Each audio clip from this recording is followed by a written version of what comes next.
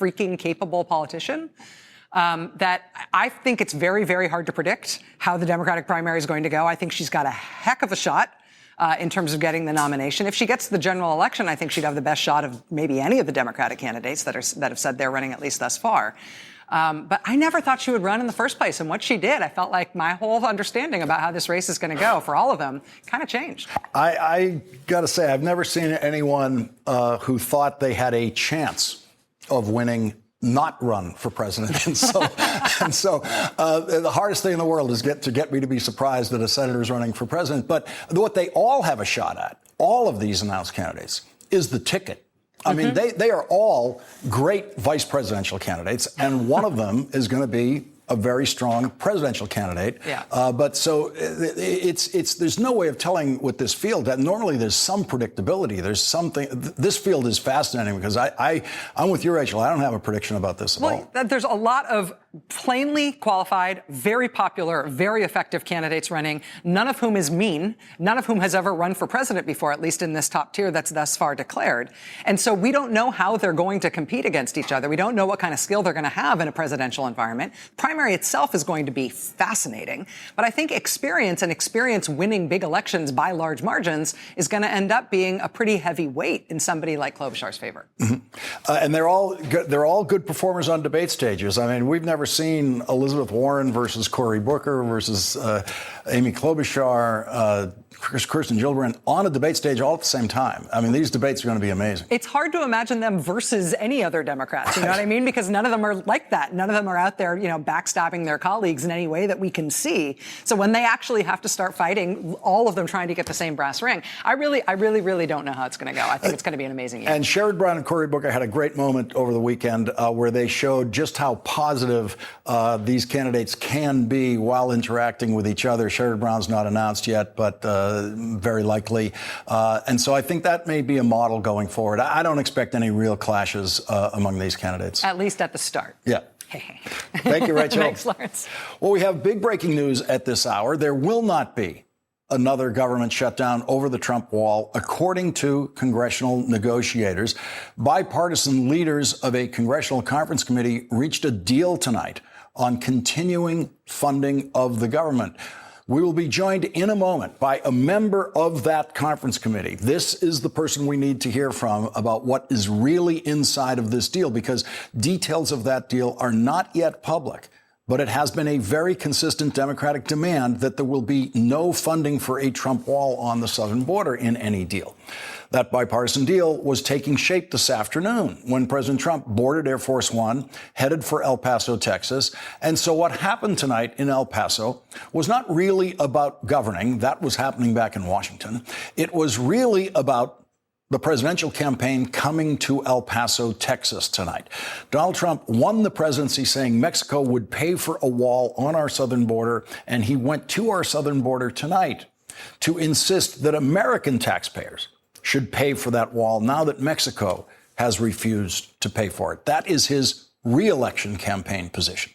The president's campaign for the wall and for re-election met resistance in El Paso tonight by El Paso's native son and possible presidential candidate Beto O'Rourke, who joined a rally in opposition to the Trump rally in El Paso. Former Democratic Congressman O'Rourke promised that his rally tonight would, quote, meet lies and hate with the truth. El Paso, Texas is a major American city with a population the same size as Boston. It is more than big enough to hold two competing presidential campaign-style events at the same time, and it did that tonight.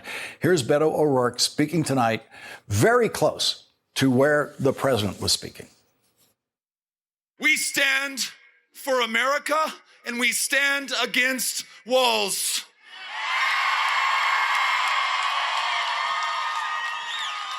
We know that there is no bargain in which we can sacrifice some of our humanity to gain a little more security. We know that we deserve and will lose both of them if we do. We stand for the best traditions and values of this country, for our fellow humanity and who we are when we are at our best. And that's El Paso, Texas. I'm glad the country's here to see us. Now to that breaking news about the deal and the congressional negotiators. We are joined by Democratic Congressman David Price of North Carolina. He is one of the members of that bipartisan conference committee working out this deal. Congressman Price, what can you tell us tonight about the elements of the deal? Is there any funding for a Trump wall in this deal? Yes, there is funding for a wall in this deal, but it is something considerably less than the concrete barrier that he was talking about, and it is far less than the funding in any of the alternatives that we were dealing with. In other words, the number is less than the $2 billion that would be available, a good deal less than the $2 billion that would be available if we simply passed a continuing resolution for the rest of the year. And of course, it's many billions less than what Trump shut down the government over. So the wall didn't fare too well. So, Congressman, just to underline this for the audience, in the Congress had already passed some initial funding for some of certainly the planning, at least, of the Trump wall on the southern border. And you're saying that if the Congress just continued spending as is, there would have been more funding for that than there is in the deal that you reached tonight. Yes, that is what I'm saying. I also think it needs to be said, although you'd never know it listening to the president, that we have a lot of fence down on the southern border. It was built back 8-10 years ago and has been added to some since then. About 650 miles of fence in places where you could argue a physical barrier is needed. But so much has changed since then. I mean, the attempted crossings are at a historic low, a 40-year low. The mix of people coming to the border is now people turning themselves in, families, unaccompanied children. A wall, of course, is irrelevant to that. And then there are all kinds of other security measures, to say nothing of Homeland Security priorities in the Coast Guard and elsewhere, that just make a lot more sense than the wall. And so this was all about the president making a demagogic campaign promise that even the Republicans hadn't stressed. But he did, of course, get it into the mix here. But I think we, in these negotiations, pretty well minimized what that would be compared to any other alternative. Has, to your knowledge, Speaker Pelosi given her blessing to this deal? I can't tell you that. This was just concluded, an hour and a half ago. And so I'm really not able to give you precise details. In fact, some of those have yet to be worked out. It's not, it has to be called tentative at this point, but it does look like in principle there is an agreement. And I would assume the leadership has checked in on this, but I can't give you chapter and verse. Did you, on the House side, the leading Republican in the negotiation is a Texas Congresswoman. Did you sense much fight, really, on the Republican side for the Trump wall? Well, it has not been a priority for Republicans. That's one of the ironies of this. You know, the question of detention practices, not just detention beds, but who's in those beds. And what we've had in North Carolina just in the last 48 hours, 200 or so people picked up in more or less random raids, and ICE poking our local law enforcement in the eye in the process. This is just out of hand. And so for years now, we have debated about detention beds and about detention practices. And so that's an ongoing issue. That's been an issue for a decade. And it was an issue throughout these negotiations. The wall has not been. As I said, we built 700 miles of wall some years ago, but the Republicans haven't pressed it in recent years. This is something the president came up with on the campaign trail. And Congressman, what about those beds? That seems to be, according to news reports, the final negotiating point. Well, it was very disappointing to see the president tweeting about this in a very, very untruthful way. He said this was a last-minute issue, like somebody was moving the goalposts. Goodness, we've debated this for a decade, and certainly debated it during this 3-week period. Nobody threw this up at the last minute. It's been a critical element in this. We've always known that there were a number of elements here: funding for ICE, funding for Border Patrol, the kind of agreement we would reach on the wall. All these things were related to each other. So it was something that has been discussed all along, and there's an element in this agreement that is going to make it possible to reduce the number of those beds. The point is, though, who's in the beds, and how is our policy focused. And it is Democrats, I must say, dating from the time when we came into leadership in 2007. We're the ones who have said, focus on dangerous criminals, focus on people who will harm our communities. And don't get away from this indiscriminate, workplace raids, or just going after people in many cases who have been here for years, just putting terror in the community. That is unacceptable. It is way, way too prevalent in this administration. And so at bottom, that's really what this debate's about. Congressman Price, when I was working in the Senate, I saw two kinds of conference committees. One in which the administration was heavily involved. That would be the leaders, the bipartisan leaders, would be consulting with the administration, the White House, to make sure that the White House was on board and they would have a presidential signature. I've seen conference committees where they ignored the White House, saying we're going to do this and pass this, and in effect sort of jam the White House, force them to sign it. Do you know how much consultation there has been with the leaders of the conference committee and the White House? I think there's been consultation all along. And of course, Senator Shelby, the head of the Republican conference group in the Senate, had a well-publicized meeting with the president last week. We've known all along that the president could blow this up, and I suppose he still could. I mean, Mick Mulvaney was talking over the weekend about a shutdown still being on the table. He shut down the government before. He could do it again.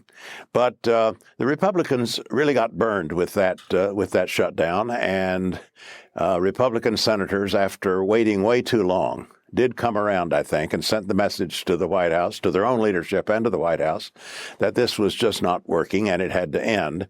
And so I think the president pretty well had that message. And so when he says he had turned this over to the senators and House members to negotiate, and that he was likely to go along with the result, I do believe that's true. I don't expect a shutdown to come. But, of course, we've already been through a shutdown, the longest in American history, and the only one really instigated by a president. And our discussion is joined now by John Sandweg. He's the former acting director of Immigration and Customs Enforcement under President Obama. Also with us, Jason Johnson. He's the politics editor at TheRoot.com and an MSNBC contributor.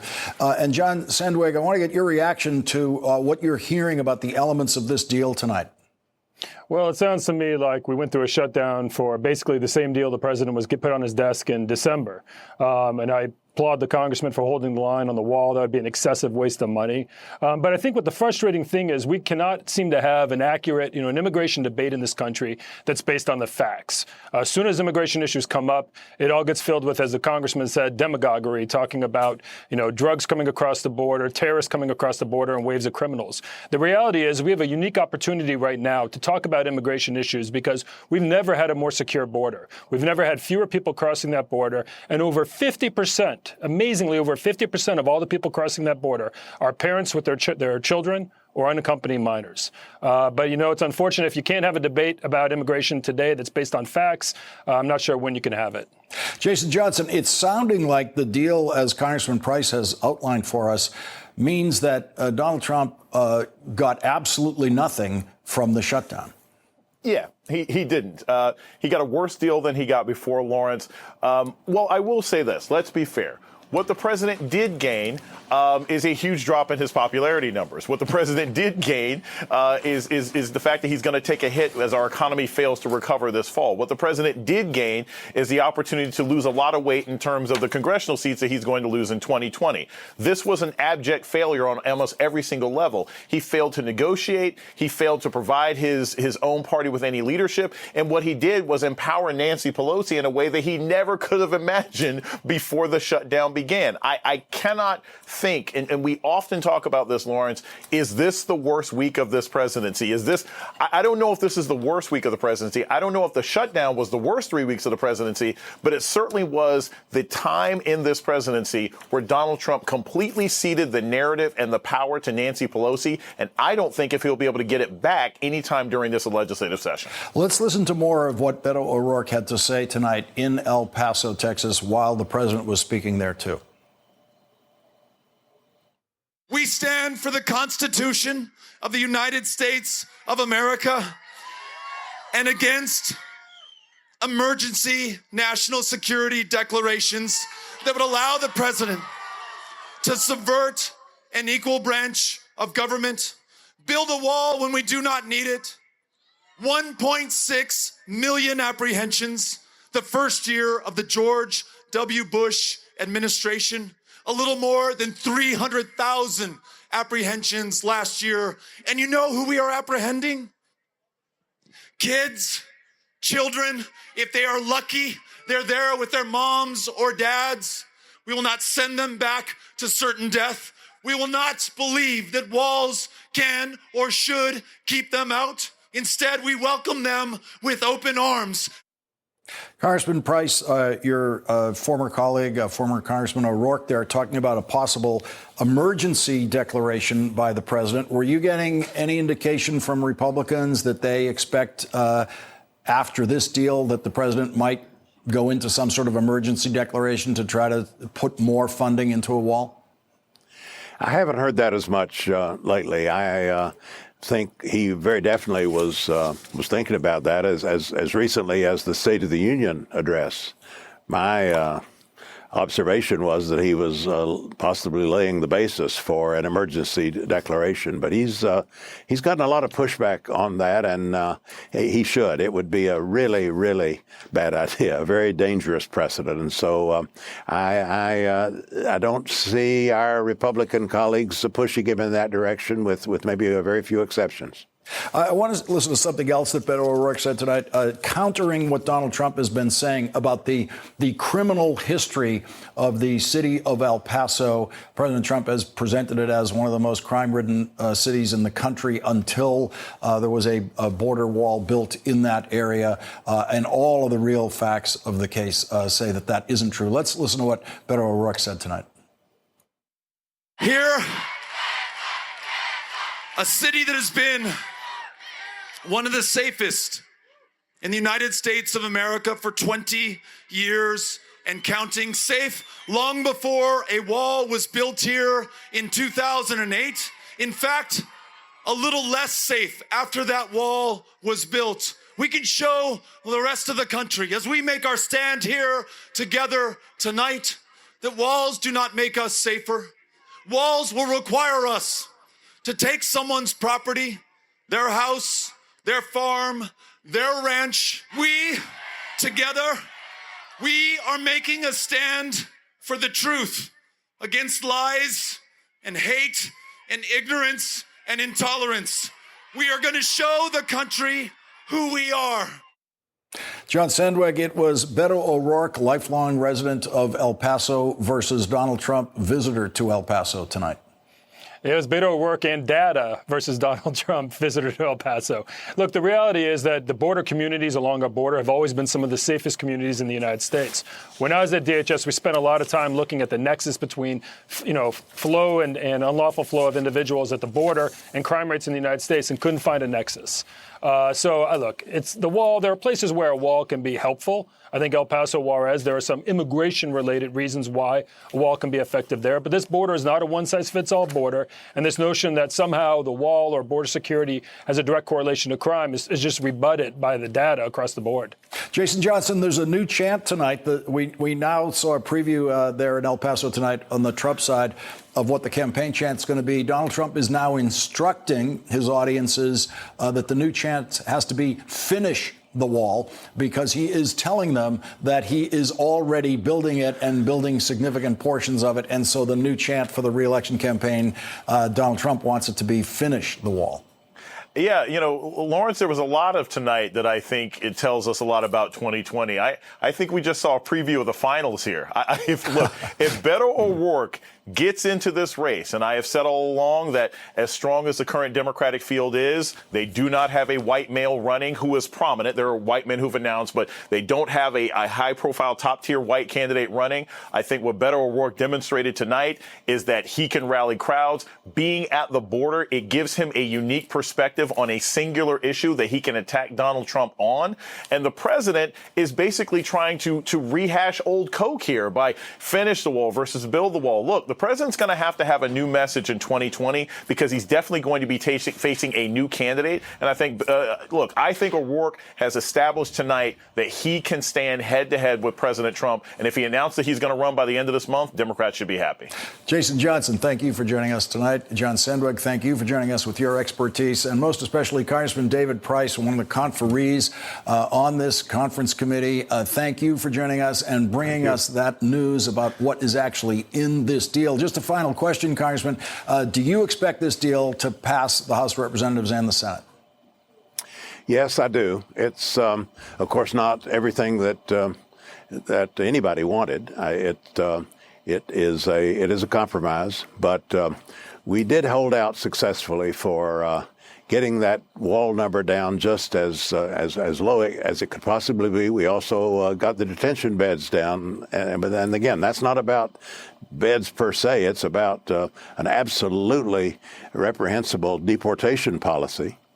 And we're going to live to fight another day on these other issues. The flow of refugees has just been cut off. The separation at the border. There is the betrayal of the Dreamers. It's so much, but we'll fight those battles another day. I do believe this will keep the government open and will keep the department funded until we have a new fiscal year. Congressman David Price, thank you very much for joining us with what we are all hoping is good news. And when we come back, federal prosecutors may have revealed a key focus of Special Counsel Robert Mueller's investigation about possible collusion between people connected with Donald Trump and the Trump campaign and Russia. And at the heart of all of that, of course, is Paul Manafort, which is no surprise.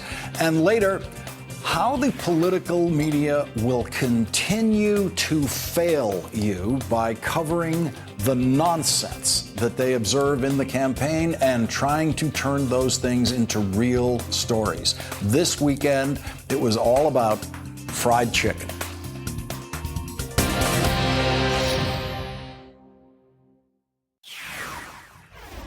One of the top prosecutors at Robert Mueller's team revealed in court last week what he says goes to the heart of the Mueller investigation. On Thursday, in a hearing in Paul Manafort's case, federal prosecutor Andrew Weissman laid out the case that Manafort misled the government about a series of meetings Manafort had with Konstantin Kilimnik, the Russian political consultant with ties to Russian intelligence. According to prosecutors, those meetings between Manafort and Kilimnik began when Manafort was Trump's campaign manager in 2016 and continued all the way through 2018, the second year of the Trump presidency.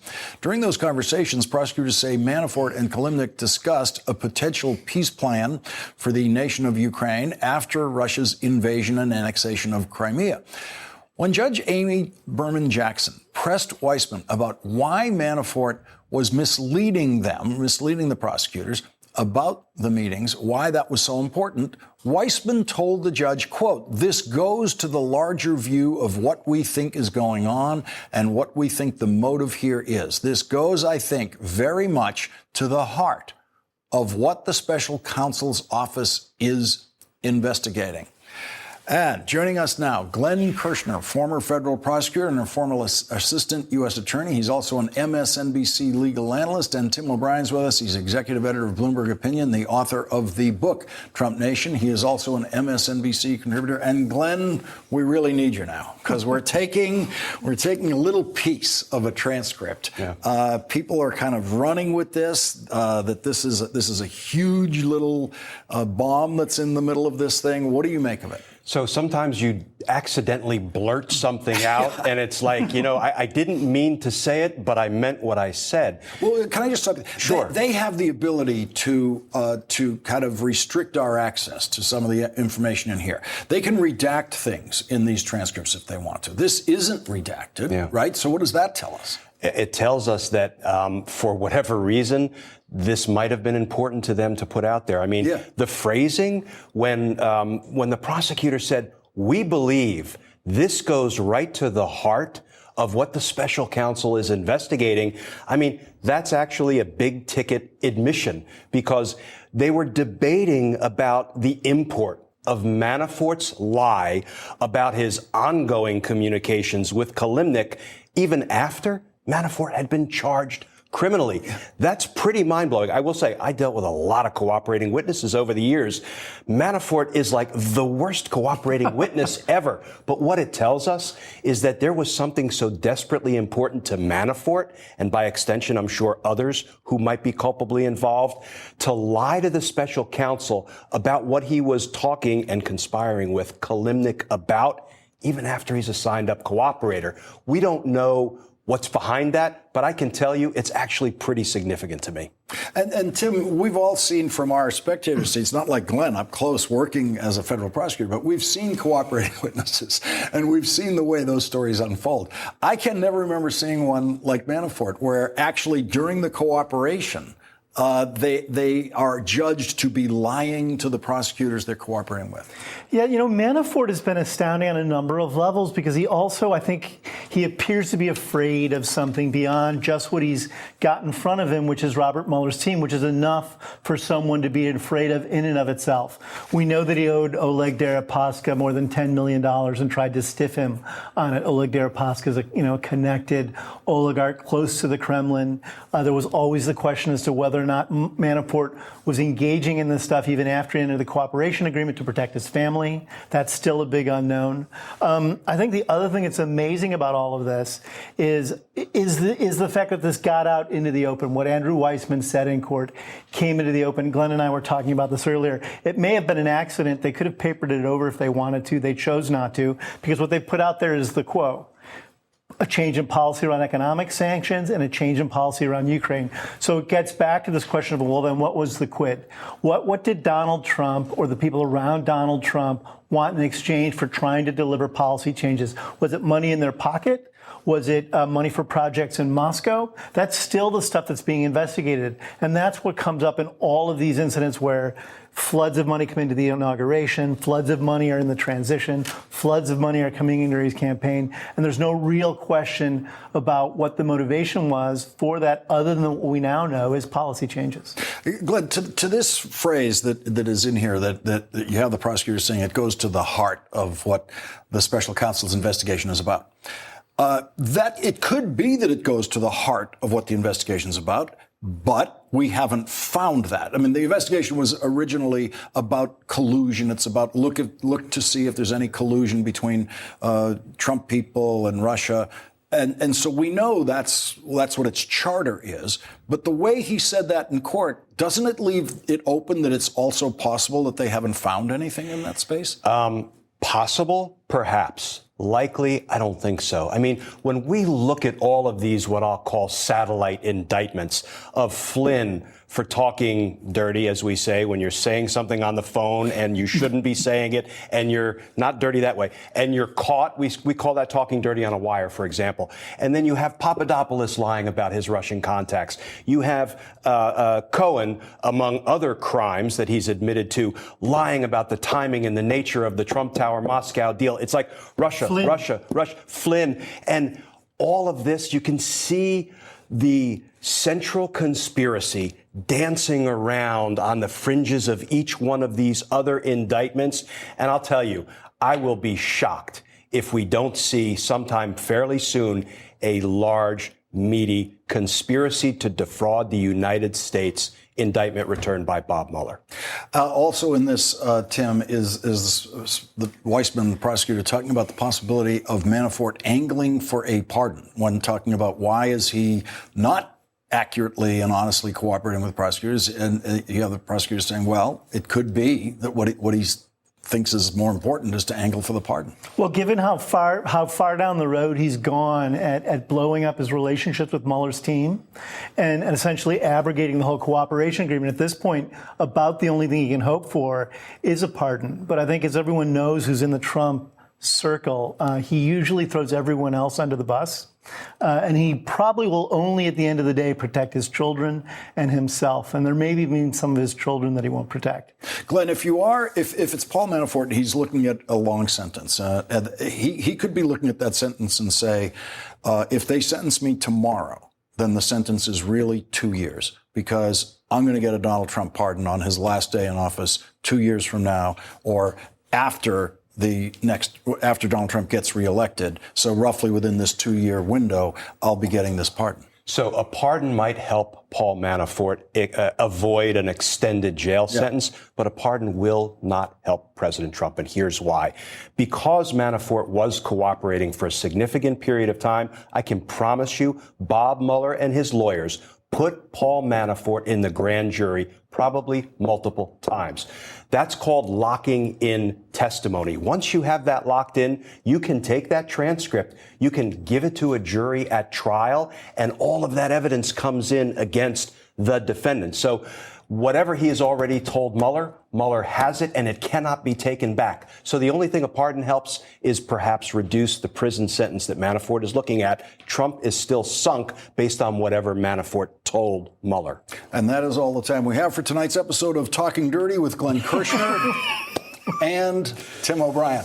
When we come back, the brother did it. Reports indicate that the source of the stolen text messages between Jeff Bezos and a woman was the woman's brother.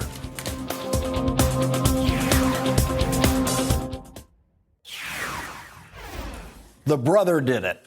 According to reporting in the Daily Beast, which has been leading the way on the story of the National Enquirer versus the richest man in the world, Jeff Bezos' private texts to a woman were given to the National Enquirer by the woman's brother, who is a Trump supporter and a friend of Roger Stone's. The Daily Beast reports that documents show the woman's brother, Michael Sanchez, and Roger Stone, quote, were in touch about the National Enquirer story in the days after it ran.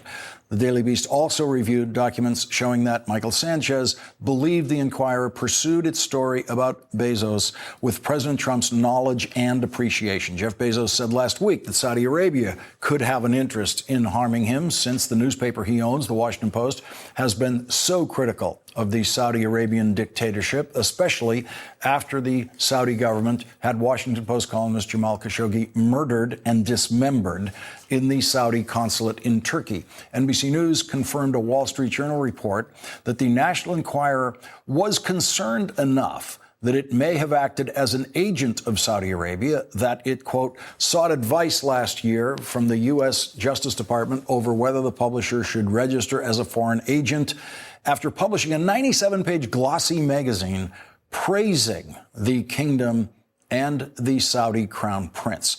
As predicted on this program, when this story broke on Thursday night, federal prosecutors are investigating possible crimes committed by the National Enquirer and people working there who participated in the possible extortion and intimidation of Jeff Bezos.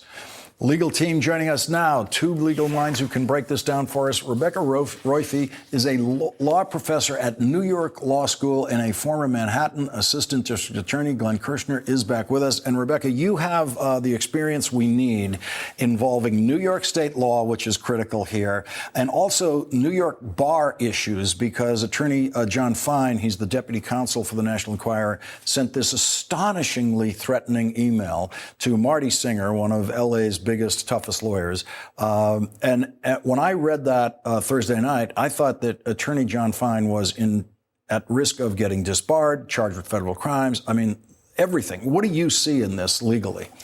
Well, first of all, I think that the federal crimes are actually harder to prove than the state crimes, because the federal crimes require that there actually be a wrongful threatening of somebody in order to gain property. And the state crimes actually only require coercion for somebody to do something that they would otherwise be legally permitted to do. So it's easier to prove that state crime. Now, that's just a Class A misdemeanor, so it's not a very serious state crime, but it's a crime. And his cooperation agreement with the Southern District of New York doesn't say you won't commit any federal crimes. It just says you won't commit any crimes. So he would have broken that agreement regardless of what he did. And this is David Pecker, who runs the National Enquirer, who has that agreement. Right. And the key thing to me, I mean, I know a lot of people have been talking about this question of whether it was a threat to gain property, but there's also this question of wrongfulness, because the whole thing kind of, I mean, you're right that it's totally shocking and really awful, but the thing is that it's kind of masquerading like a normal settlement agreement, and we don't want to criminalize a normal settlement agreement. I mean, you could, let's say you have like a Me Too issue and somebody wanted to say like, okay, you know, you won't go forward with this and in exchange we'll give you this money. That is not extortion. That's a settlement agreement. So the key word there is wrongful. And the difference between a normal negotiation like that, like a normal settlement agreement, and what happened here is that this looks wrongful. But it's a little bit hard for a prosecutor, a federal prosecutor, to prove that. And so in the state system, you don't have to. The statute is extremely broad. So he clearly violated that state coercion statute, even if he didn't commit any federal crimes. And Glenn, so this is an extraordinary situation where you have David Pecker, who's already made a cooperation agreement with federal prosecutors in New York City in the Michael Cohen case, where the National Enquirer was shown to be a participant in Michael Cohen's scheme to, as they put it, defraud the voters in the last presidential campaign by hiding Donald Trump's affairs with women. And National Enquirer was part of that. And so here they are operating under this agreement with federal prosecutors that includes a pledge to be very good boys. And then you see John Fine, these letters, these emails that they're putting this in writing. They're putting these things in writing while they're in this cooperation agreement with federal investigators. Yeah, and two things, Lawrence. First of all, I agree with Rebecca that the state crime is probably easier to prove than the federal crime, although I was a pretty aggressive prosecutor. I think I can find extortion here. Setting that aside, they clearly violated their non-prosecution agreement with the Southern District of New York. Not only that, as part of that agreement, they confessed to committing the campaign finance violation felony, and they waived their right to object to those confessions being used against them. So they're like lose, lose, lose here. And the big question is why? What were they so desperate to cover up by saying to Bezos, do not investigate where we got this information, or we're going to publish horrible pictures of you? And I saw the reporting from the Daily Beast, and I credit it, that it was Sanchez's brother. Is that what so desperately motivated AMI to do this? They didn't want it to be known that it was Sanchez's brother? I'm sorry. Something smells wrong there. Yeah. And Rebecca, there's a third jurisdiction here, which is the state of California, because these emails were sent to Marty Singer in Los Angeles. California has a statute that feels close to relevant, that is about revenge porn. It's one of these 21st century statutes that they passed to stop jilted boyfriends or angry boyfriends from putting out pictures of their girlfriends that they might possess. This is that kind of material that the National Enquirer has possession of. They were threatening to make it public, and I'm wondering how that might come under some of these the California statutes. Yeah, most states have these revenge porn statutes. New York has one too. I haven't looked at the California one, but the New York one requires you actually publish the pictures. Mm-hmm. So it wouldn't fall under the New York statute. It would. And the reason why is because they know they have the coercion statute to cover the same kind of conduct if it's just a threat. But California statute might well cover this kind of conduct. And I know California has been very proactive about protecting people in these situations. So it's entirely possible. We're going to have to leave it there for tonight. Professor Rebecca Roiphe and Glenn Kirshner, thank you both for joining us. I really appreciate it. And we now have some breaking news about the congressional negotiations to avert the shutdown. And that is coming up next. Breaking news, NBC News has new details about that deal reached tonight by bipartisan leaders of a congressional conference committee on continuing funding of the government to avoid a shutdown that would have occurred this Friday night. Joining us now by phone is NBC News congressional reporter Frank Thorpe. Frank, what more details can you give us? We had Congressman Price on earlier who gave us some of the general outlines of the bill. What more specific information do we have? Well, we know that what we definitely know is that this is a deal in principle. So everything needs to be written down in paper and agreed to by all sides before it's all actually agreed to. But what we know is that the four top appropriators that met this evening to come to a deal came to some numbers that they think everybody can agree to and that the White House can agree to as well. And that includes $1.375 billion for a border barrier. Now that would include new fencing like steel slats and other existing technologies, but it's not going to include anything. It's going to specifically exclude the idea of creating a concrete wall, like President Trump has initially said. I know that he's moved away from that. He's been saying steel slats, but the idea is that this would actually fund enough for about 55 new miles of barrier. And again, that would not be for a concrete wall. And there would be some restrictions in there for geographic restrictions, like, situations where the Rio Grande Valley sector, you can't really actually build a barrier there. The other thing that they agreed to is that there's not going to be a cap on the number of beds for interior enforcement, for ICE. And that had become an issue that Democrats had raised in recent days, that had been an issue in these negotiations during the entire negotiation, but had been raised as a sticking point for Democrats in previous days. That's where this recent impasse had been basically created. What this new deal would result in is not a cap like Democrats have been asking for on the number of ICE beds for ICE, and it would fund about 40,000 of those beds overall, which is a little bit higher than what Democrats had initially been offering, but then also is lower than what President Trump was asking for. Now, the reality is that, like I said, they need to write this down and they need to get signed off by all the people that are important, and the most important person is President Trump. So we don't know whether or not President Trump is on board with this deal yet, and that's the most important thing here. They have 3 days or 4 days to pass this. They need to pass something by the end of Friday, and if they don't, the government shuts down again. So it seems like this is a very, very positive step, and leaders were optimistic coming out of negotiations this evening when they announced this tentative deal. But like I said, we're a long ways away from actually getting this signed into law. So, Frank, this is 55 miles of new barrier, not wall, new barrier, 55 miles on a 2,000-mile border. And so the president is getting less than 1% of that border covered, possibly with some new barrier form of some kind. Frank Thorpe, thank you for joining us with that breaking news. Tonight's Last Word is next. She used her fingers.